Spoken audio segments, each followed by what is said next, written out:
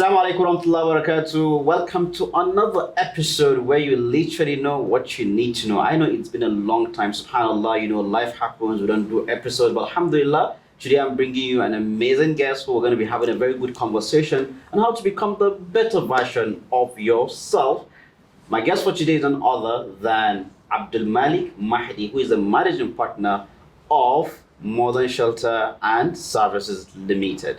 Am I right, brother? Is it Modern Shelter? Well, sure, it's Modern Shelter Systems and Services Limited. Systems and Services Limited. Barakallah. Assalamu alaikum. Walaikum salam. Good to have you on the program. Thank you so much. How you doing? I'm good, and I'm now the managing director, actually, not a partner anymore. When I was talking about you, I only saw managing partner, and I was wondering, because I'm not too good in English, I said that I think managing partners are only used for those that are lawyers. Okay, well, the company secretary has actually corrected that too. She's a lawyer, and she has insisted that I'm managing director now. So Barakallah. Same for me. Yeah. Good to have you on the program. Thank you. The first time I came about you, I heard about you was when we had a TEDx talk at Maiduguri. Yes. TEDx Shehure, and I saw your name there, and I've seen you in some few places, and I was wondering, who is this person? And then I went online, I was trying to check your Instagram, and the first thing I saw was a runner, and I was like, mashallah, this guy run. Who takes a form of exercise for just running and the likes? And I see you've gotten so much award from running. Running is very liberating. Yeah. First and foremost, I think exercise is very important for mental clarity. Mm-hmm. You need some form of exercise in your life for your health. I mean, our bodies are, given to us in trust by Almighty. There's no spare part. So as much as possible, you need to take care of the body you live in. Mm. So what you eat, what you drink, and then, obviously you need to exercise to stay fit. It gives you incredible mental clarity, whatever form of exercise you take.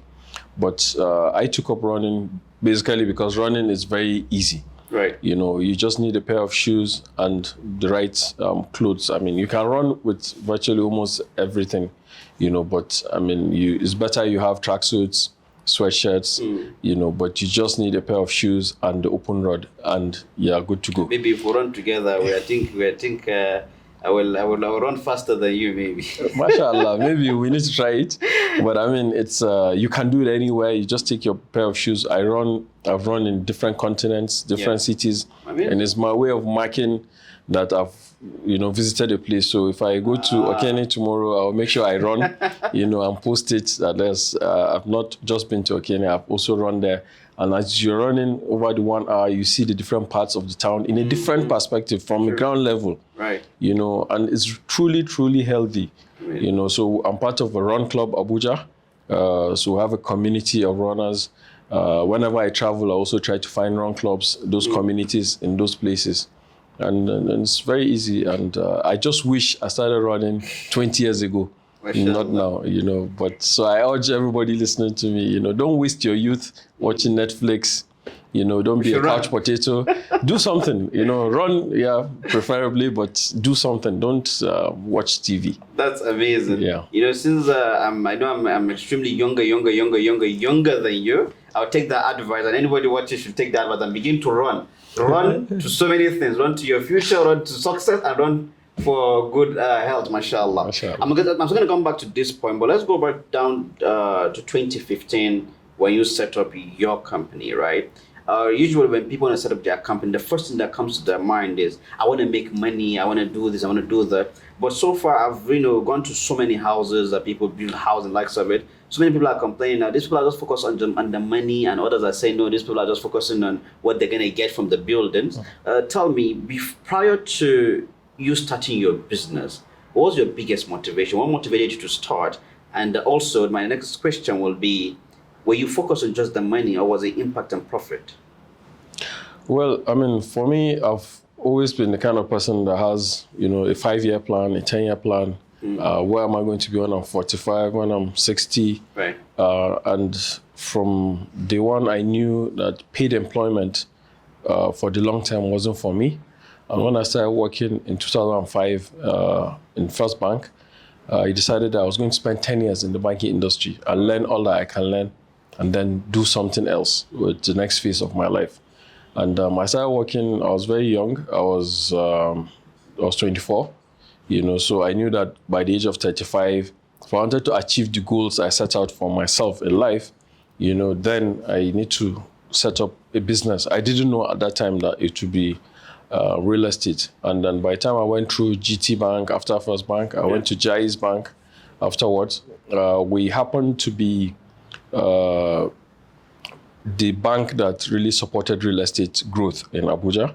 As we're starting then, a lot of companies were coming up, and we happened to bank so many real estate companies. Right. And as account officer, we were trained, to know your customer's business, to immerse yourself in what your customer is doing, to understand every single thing about it. Because if I'm giving you money, I need to know what you're going to do with that money. I need to know how your business works. I need to know how you're going to pay me back.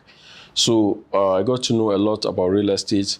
I also know that from a user perspective, there is a problem. We need houses. Whenever you are renting a place, you live rent from year to year, you're never going to really be happy, because it's like an albatross hanging on your head. Like by October next year, you have to pay 2 million naira to your landlord. You can never be financially free, living in a rented apartment. So in my own personal life, I got to move from being a tenant to owning a property, and I knew what that did to me. And then in the process of helping people buy houses while we're in the bank doing mortgages for them, I realized the life-changing effect that had on a lot of people. And then I decided that this was the business that I want to do. This happiness that I see, in new homeowners, see somebody spending his own money to buy a product, but yet the person is thanking you, blessing you, always saying that without you, this could not have happened. So this is because of God and, of course, your money and all that. But there are people that are even sitting, they don't even know they are capable of or qualified to access a mortgage, for example. So you go to their office, you convince them that, look, you can take a mortgage of X amount of money. There's a house that fits your profile, and I can do everything for you. Within 3 months, you organize everything. Within 6 to 9 months, maybe the person moves into his house. So maybe he even has the money, but he doesn't even know that there's a certain house that matches his profile.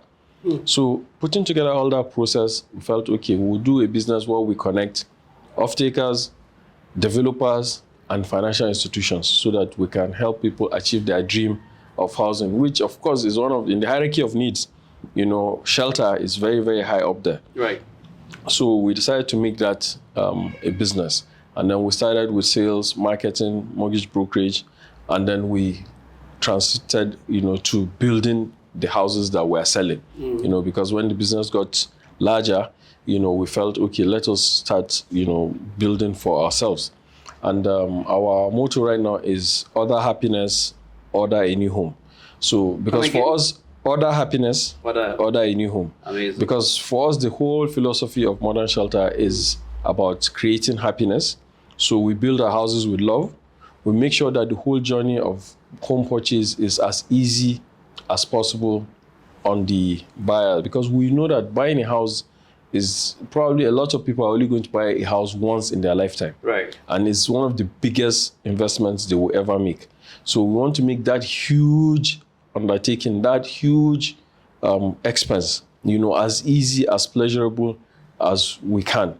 And that is what drives us. So from what we design the house, the kind of spaces that we provide for our clients, we always build those houses with love, as if we were going to live in those houses ourselves. Indeed, even if I build a 1-bedroom apartment or even a BQ, I make sure that it's a BQ that I can live in that place. Because if I trace back my life from when I was in maybe secondary school, university, I've stayed in BQs. So I know what a BQ should look like. I've stayed maybe in my grandma's house in Azeri, where there's one toilet in the middle of town and all that. So it's not just, I bring my own life experiences. It's not just the GRA part that you've grown up in. So even if you are building affordable homes for, let's say, low-income earners, 5 million naira houses, 10 million naira houses, which we have, you need to make sure that those houses are functional and that people can actually live there. So you imagine yourself, if it was me, if it was my grandmother, if it was my cousin in the village living in this house, and housing is all about ladders. There are different rungs on the ladder. So somebody that needs a 1-bedroom, his needs are quite different from somebody that needs a 6-bedroom luxury apartment, and you provide for them accordingly. We need to help people cut according to their cloth. No, according to their cloth. Right. Because if this is what you can afford, this is your income, then you should go to the market legitimately and find what fits your profile without having to, do any other thing. There are mortgages out there available, Federal Mortgage Bank, Family Home Funds. There are monies out there, but you need to match that with products, because we know that at the end of the day, the income levels are really, really that low. They're very poor. And anywhere in the world, housing is never a one-size-fits-all. It is according to what you earn.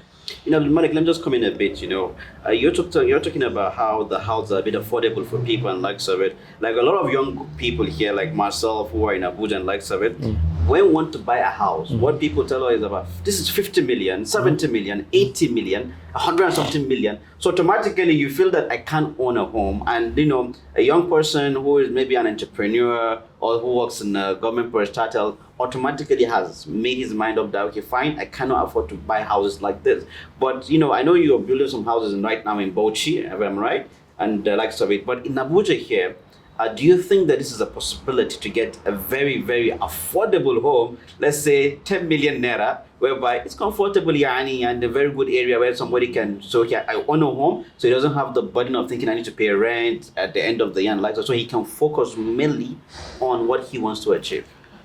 So my answer here is going to be very controversial, and I'm going to be very honest. Right. The truth is, you see, as young people too, we need to tell ourselves the truth. Maybe I'm no longer a young person like that, as young as I would like to think I am. You're not. But the truth is, if you are starting out at 24, right, you maybe have a very good job. Let's even assume you're earning 200,000 a month. Right. You can't be thinking of living in Wuye or Jahi. You have to think about what you can afford. And you have to start thinking of Lokogoma. You have to think of, as far away as Gwagwalada, if you have a car, right? Because for the longest time, since Abuja was established, there are people that have lived all their lives, they work in Gwagwalada, they live in Gwagwalada and work in Abuja. Because life there is cheaper. You have cheaper accommodation, cheaper schools, right? And then they drive down to work. People live in Suleja. People live as far away as Kefi. Right? So the issue of housing, the FCT is phase 1, phase 2, phase 3, phase 4. So when you look at areas like Apo, they're even in phase 4. Right? So as the town grows bigger, the city center is in the middle. So what young people should be looking for are houses they can afford. And where do you find these houses? They are mostly in the outskirts of town, satellite towns. And there's nothing wrong in working in town and living in a satellite town, especially if you can afford a car. The major challenge that we have is that of the macro economy. There's no public transportation. If there was public transportation with the train line that we were supposed to have from airport to town, I live in Lugbe, I just enter the train, come to work and go back. Nobody has to, there's nobody that, ask your friends that live abroad, nobody lives in city center. It's very expensive, very, very, very expensive. So you have to go outside town and do. So the challenge we have is that of transportation and infrastructure in those areas. And those are not the faults of real estate developers, because that's the realm of government, right? So even where as developers we think and provide housing, decent housing with good infrastructure in the outskirts of town, you find young people, especially young people of nowadays, quote unquote, feeling like I can't live outside town, I can't do this. You have to remember that your parents that you are living in the house now in Wuse too, they started from Gwagwalada. I know a lot of people live in my town that their parents actually started in Gwagwalada. When we came to this town in 97, they were living in Gwagwalada. But today, these guys are grown-ups. They live with their parents still. And because of our societal values and culture, your dad does not kick you out at 18. You still feel like, entitled that, you have to live in Wuse, you have to live in Wuye, you have to live in town. And you cannot find, because of the cost of land, you cannot build a 10 million naira house in Abuja town. It has to be in Nasarawa, it has to be, that's Kefi, which is 17, 20 kilometers away from Federal Secretariat. It's not that far. But it's a mental thing. It's a mental block. It's like somebody buying a 1-bedroom apartment and asking you, why do you only have 1 car park? The person is expecting to have 4 car parks. Because you have to cut. Why would you have more than 1 car and you're living in a 2-bedroom apartment? It doesn't, do you understand? So we also need to, as young people, start thinking of, how do I build myself? How do I get to where I want to? So I'm starting in life. I don't have to start in Wei. I don't have to start in Jahi. I can start in Lube. Who am I trying to impress? I'm building myself. I'm building my cash flows. I'm building my career. I'm building my family. And then gradually, I started from a 2-bedroom apartment with 1 toilet. Then if you're coming to visit us in Katampe, the first thing they ask you, Katampe here or Katampe, why are you guys living in this bush? Like, really, bush. And then gradually, 3-bedroom, 4-bedroom, as the family grows, as your income grows, as your career progresses. But people want to start from a 50 million naira house. But I assure you, there are houses of 15 million, 18 million. Even for 18 million, I can get you a 3-bedroom bungalow with your gate and compound. But you just have to drive 20 minutes. 20 minutes commute. Ask anybody around the world. 20 minutes commute is not too far. Sure. But so it's a mental issue that people say, no. So I want to, going back to the point, there are houses available. And also as developers, we have a responsibility. Even when you come to the city center, what are we building in city center? We're not going up. We need to build high rises. We need to build housing for professionals. Right. So let's assume, with all these guys in tech, are earning very good money, good dollars and all that, they can afford it. But even where you can afford it, you can't find a 1-bedroom apartment or a studio apartment in a place that has services, there's internet, generator, swimming pool, in a decent part of town, because nobody is building those units. And Modern Shelter has taken up that challenge. Right now, we're tackling student housing. And the next step is that when these guys finish school, where do they live? You need to, as a banker, you just got a job, or as a tech guy, you're earning good money.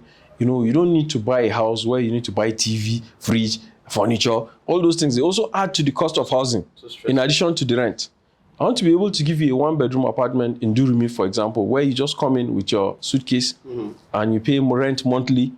And when you are done, you want to leave for Canada, you just pick your bag and go, right? And you want to upgrade, it's very easy. So as developers too, we need to think, broadly. Right. We need to look at the clients. We need to understand the needs of the upcoming generation so that our products reflect the aspirations and yearnings of younger people.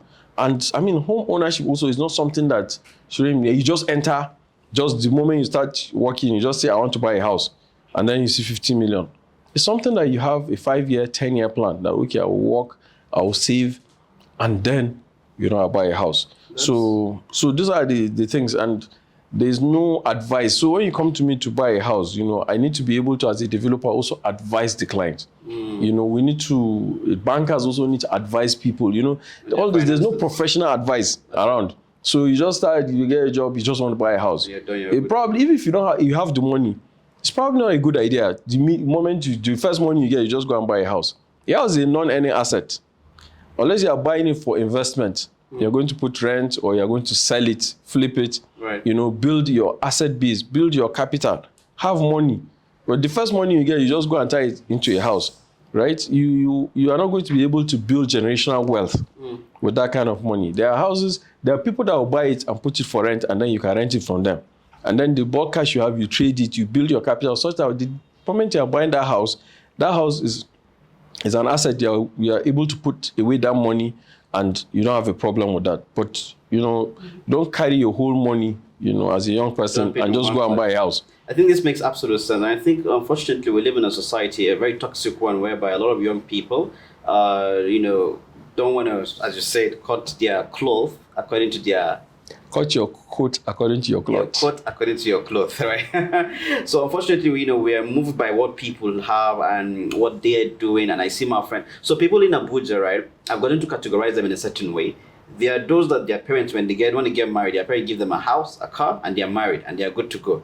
And the other ones are going out of their way to struggle to be like the first category that their father have given them the money, and then the next category are those that they cannot afford this kind of house that these other people are getting. But most of the young people want to be like the first category, so they go out of their way. I need to make that, and they end up becoming more depressed. And I ask Allah that makes it easy. And to you as well, who are captains of industry, I also want to say that it's quite important that you mentor we the young people. And hold our hands to places that we don't. So Sherry, let me tell you something. Let me tell you, I've just scratched somewhere that is itching me now. Yeah. You see, even those first category of people, let's leave housing. Mm-hmm. Those first category of people that their parents do everything for them. Yeah.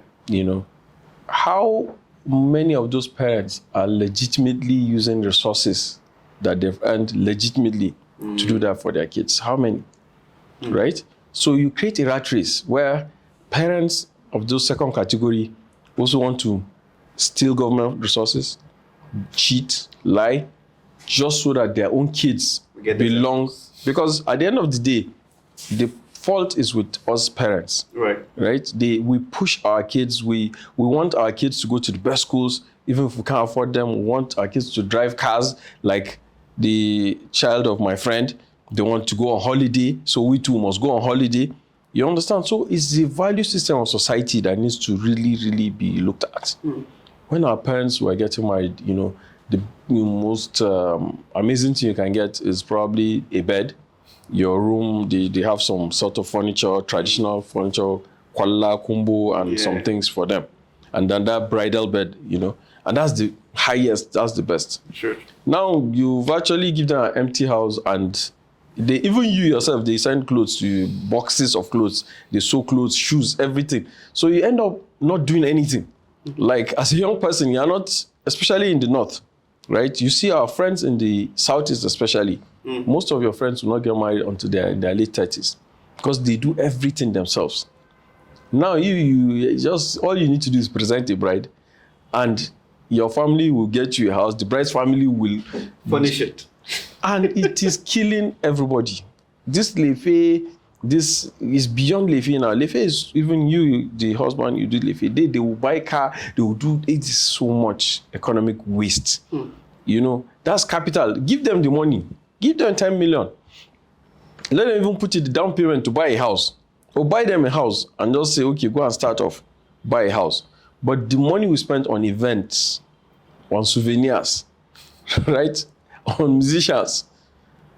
And the fact that the guy, and that's why, because he hasn't even suffered, that's why after 6 months, you just say, I divorced you, and I say, get out. 100%. Because, he has no skin in the game. Sure.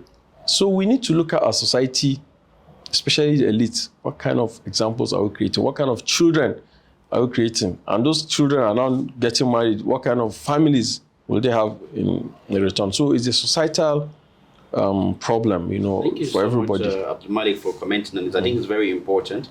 So, guys, better go and work and get to your own home, inshallah. Let me go to my next question, right? I know you've been leading your company for a long time, and you definitely face different challenges when it comes to people criticizing your work or people not understanding exactly what you want to do.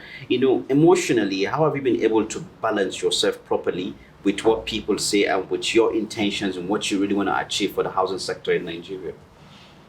It's not easy. When you are the Oga at the top, right? It's first, your responsibility is the vision of the company is in you. It's you that woke up to decide to open the company. So every other person that comes, you need to sell that vision, that dream. You need to get them on board to understand the journey, because you're probably the only person that can see the destination. Every other person is probably there for just a paycheck. So you are very lucky if you get along the way people that buy into your dream, buy into your vision, because it is not theirs, but it's your responsibility to teach them the vision, to help them to see where it is you are going to understand the mission of the company. Right. So when it comes to leadership, it's a very, very big problem. And I mean, globally, I was talking to one of my mentors over the weekend, and he was telling me that, the whole business world, globally, the major challenge now is leadership. So if you are coming from an unstructured environment like Nigeria, it also makes it harder. Now, I'm lucky to have worked in some of the best institutions in in this country, First Bank, GT Bank, Jais, and also having mentors all through my life. Because as the first child, first my parents give me proper grounding. There's a lot of expectation, at the family level, and you're raised basically with those expectations, especially when you come from a very large extended family. And then everywhere I've worked, all the schools I've attended, there's that part of that leadership that you probably have been unconsciously groomed, sort of to lead men and missions, as it were. So it's not been easy, having also to work with a lot younger people, because a lot of my people, the average age in modern shelter is probably 26, and that's even because myself and my partner, Anjuma Osori, maybe skewed the scale a bit, but there's a lot of energy, and you have to learn how to work with younger people, millennials, Gen Z, understand where they're coming from, create an enabling environment for them to thrive, to channel their energy positively, to be patient, to know when to be firm. So my mentor taught me 3 things just this weekend, because I also have a mentor. I need to go and sit down, complain, cry, get guidance, because it's not easy. So he told me the 3 F's. You need to be fair, firm, and friendly. Fair, firm, friendly. So you need to know, where to push, where to pull, where to let go. All those things are very important. And my own personal 3 F's, I've added an extra one: focus, follow through, follow up, and feedback. So these are the 4 things that I try to get my staff, my team, to do. Whatever you do, we've agreed this is the goal, so let's focus. And, to break down focus, somebody said follow one course until successful. Right. So let's focus on the goal. Let's follow through. You start something, you drop it. Start something, you drop it. So follow through, and then follow up. Even after the follow through, follow up. So you can say focus, follow up, follow through, and then give feedback to the loop. And then you maybe need to adjust your focus again. Right. With the feedback you got through the system. So we try. It's not easy. And then you have to look at the macro environment also. What is the quality of talent available out there? You're competing with the CBNs of this world in terms of pay. Yeah, you also have other competitors in the sector. And then when you're dealing with creatives, because architects, engineers, right, these are very creative people. They are not very stable, as it were. They are very, so you need to, like I said, give them something to bite. Give them something, a dream, something that they can see as, I want to be something bigger than myself. So it's quite, has been very challenging. It's been very fulfilling at the same time, because again, at the end of the day, the goal is to see the happiness in our clients. Right. But we also want the internal clients, who are staff, who are employees, who have given up 4, 5 years, 7 years of their lives, to building modern shelter. We want to see them happy at the end of the day. We want to see, somebody recently resigned to go to his master's, and we all cried in the office, everybody. There was no dry eye in sight. And that's because genuinely we were going to miss him, and he was going to miss us. And adding that kind of value to the life of a human being is not something to be traveled. Even 1 year, if somebody gives you 30 minutes of his time, it's something that he will never get back. Absolutely. You can never compensate somebody enough financially or otherwise. The only way is to make sure that person gets that fulfillment of, looking back when he's 60 to say, oh, the 4 years I spent in modern shelter were the best 4 years of my life. So as an employer, that is what I try to do. And I try to run a very democratic ship where everybody has a voice. I like to be challenged. I know how to eat the humble pie, because I don't know everything. This is a sector that I'm an outlier, because I read political science. Right. I'm not an engineer. I'm not an architect. I'm not a builder. I'm not a QS. So I need to listen to professionals when they are talking. I cannot know it all. I'm a businessman. I'm an entrepreneur. and I'm able to put together all these talents to produce something. Right. So we try to allow young people to express themselves in our architecture, in our meetings, and we try to create a very good working environment. That's amazing, AbdulMalik. We're just going to take a short break and we'll be right back. But before we just go, I think it's a very good thing that, you have a mentor you go to cry to. And it mentors, actually. I have a lot of mentors, mashallah. Yeah. All right, viewers, stay tuned and we'll be right back. All right, dear viewers, alhamdulillah, we are back and we've been discussing with AbdulMalik. We have a short time, but we're going to have him again. AbdulMalik, good to have you again. Thank you so much. Just before we end the program, it's going to be my last question for you. So many young people look up to you and we are looking at you, what you've done and how you're going about it. You're sitting here for me to interview you simply because I look up to you. I don't bring up guests I don't look up to. I see what they've done, their track record, and how I've learned from them in one way or the other. I've seen your composure, how you speak to people, how you interact with people. And that's why I felt the need to bring you on the program to have a conversation with you.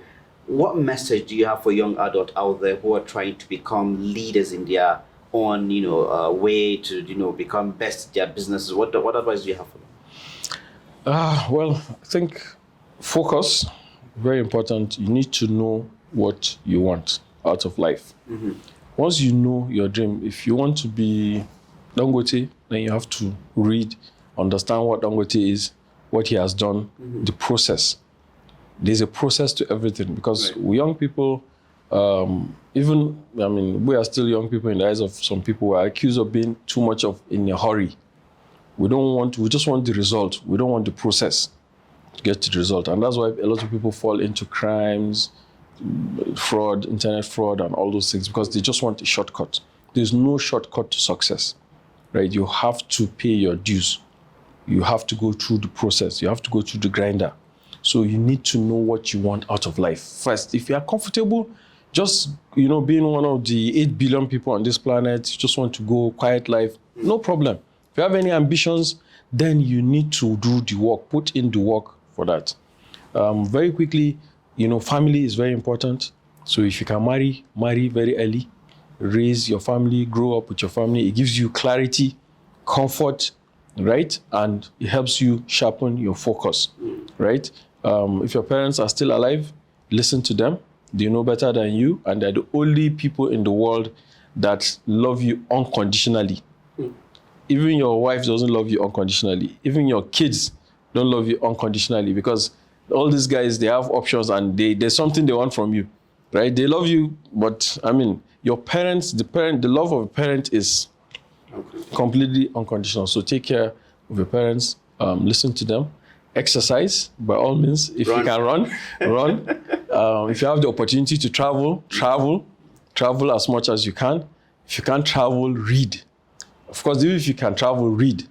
There is no substitute to reading. I have one of my mentors once told me he must read for 1 hour every day. Yes, I asked him that you are very busy, sir. You are doing this. You are the MD of a bank. How do you manage to write these articles? Do this, do that. Said, well, he has always, for the past 20 years, he reads at least 1 hour per day of anything. So please read, because we have so much knowledge around us, but we don't read. Google is your friend. Thank you so much, AbdulMalik. It's beautiful having you on the program. Thank you so much. And you have to promise us before we go that there will be a next episode. You're going to come back. I'm available anytime. MashaAllah, tabarakallah. Thank you so much for coming on the program. Thank you. All right, dear viewers, you've known what you need to know. We've learned a lot from AbdulMalik, his leadership style, and also the fact that he has mentors and he goes back to them. So we need to learn as much as we can. Don't think that you're up there. No, you're still down there, and there's a need for you to learn as much as you can. And we hope this episode has really helped you and will shape your life and also share with people so they can benefit and become the best version of themselves. I'm your host, Nasser Shuraim. Until the next episode, I'll leave you all in the care of Allah. Assalamu alaikum wa rahmatullahi wa barakatuh.